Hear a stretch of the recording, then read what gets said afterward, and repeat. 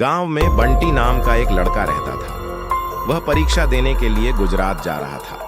ठंडी का दिन था। चारों तरफ से कोहरा छाया हुआ था। आमने सामने भी कोई नहीं दिख रहा था। पूरे 15 घंटे के बाद वह गुजरात पहुंच गया था। परीक्षा अगले दिन थी, इसलिए वह एक होटल में रहने के लिए सोचा। रात हो गई थी और कहीं भी उसके बजट में सस्ता होटल मिल नहीं रहा था। काफी ढूंढने के बाद उसे एक सस्ता होटल मिला। वह उस होटल में एक कमरा बुक करवाया और जब वह कमरे में गया तो देखा कि कमरे के चारों तरफ झाले लगे हुए थे। ऐसा लग रहा था कि यह कमरा काफी सालों से बंद पड़ा था और कमरे के अंदर का माहौल एकदम डरावना और सुनसान लग रहा था। लेकिन उसने ये सब नजरअंदाज कर दिया और होटल से खाना मंगवाया और खा पीकर सोने चल दिया।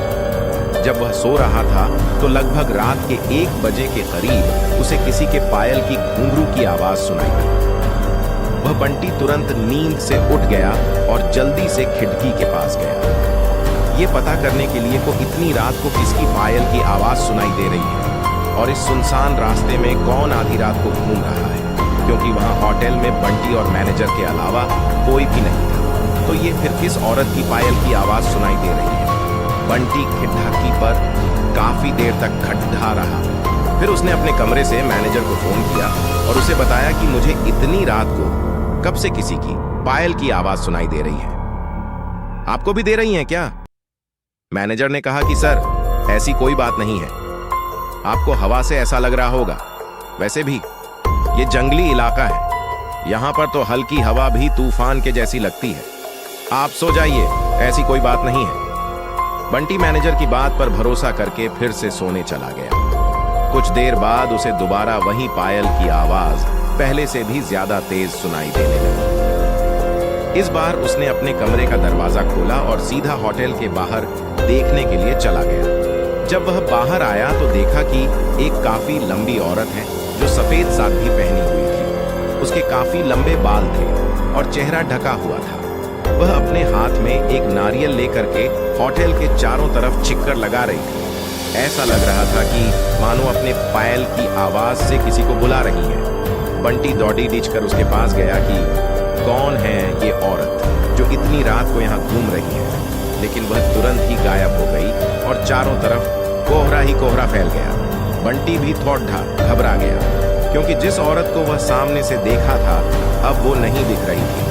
बंटी अपने होटल में वापस जाना चाहा, लेकिन फिर उसे दोबारा पायल की आवाज सुनाई देने लगी। बंटी अब उसे ढूंढते हुए जंगल की ओर जाने लगा। चलते चलते वह अपने होटल से इतनी दूर आ गया उसे पता ही नहीं चला। फिर उसने उस घने जंगल में कुछ ऐसा देखा कि उसका दिल दहल गया। उसने देखा कि उस औरत ने एक पीपल के पेड़ के नीचे 5-6 लाश रखी थी और बारी बारी से एक को नोच नोच कर खा रही थी।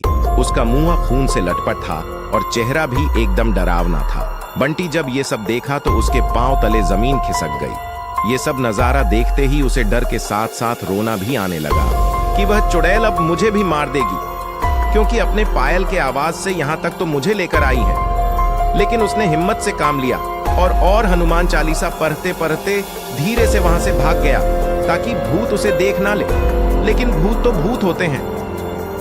बंटी जैसे ही वहां से भागने की कोशिश किया, वो चुड़ैल अचानक उसके सामने आ गई और उसे इशारों से अपने अड्डे पर ले जाने लगी जहां पर उसने लाशें रखी थी। बंटी हनुमान जी जाप करके इतनी तेजी से वहां से भागा कि मानो जैसे उसके अंदर किसी की शक्ति आ गई हो। भागते भागते सीधा वह अपने होटल वापस आ गया। वहां थोड़ी देर रुका तो उसे एक आदमी दिखाई दिया। उसे देखकर ऐसा लग रहा था कि ये अच्छा आदमी है। वह बंटी के पास आकर बोला, अरे भाई, क्या हुआ तुम्हें? इतना डरे हुए क्यों हो? बंटी ने सारा किस्सा उस आदमी को सुनाया तो उसने बताया कि भाई, तुम बहुत किस्मत वाले हो कि आज तुम बच गए। वो भूत किसी को भी नहीं छोड़ जाती। और तुम इस होटल में क्या कर रहे हो? इसको तो बंद हुए काफी साल हो गए। बंटी जब उस आदमी का इतना बात सुना तो उसका डर कर मारे पसीने निकले लगे। फिर वह आदमी बताने लगा कि इस होटल में बहुत साल पहले एक लड़की के साथ 4-5 लड़के के उसका भयानक तरीके से रेप करके मार दिए थे। लड़की तो मर गई लेकिन किसी को भी नहीं छोड़ी। और जो भी रात के समय में इस रास्ते से गुजरता है सबको अपने कब्जे में कर लेती हैं और मार देती हैं।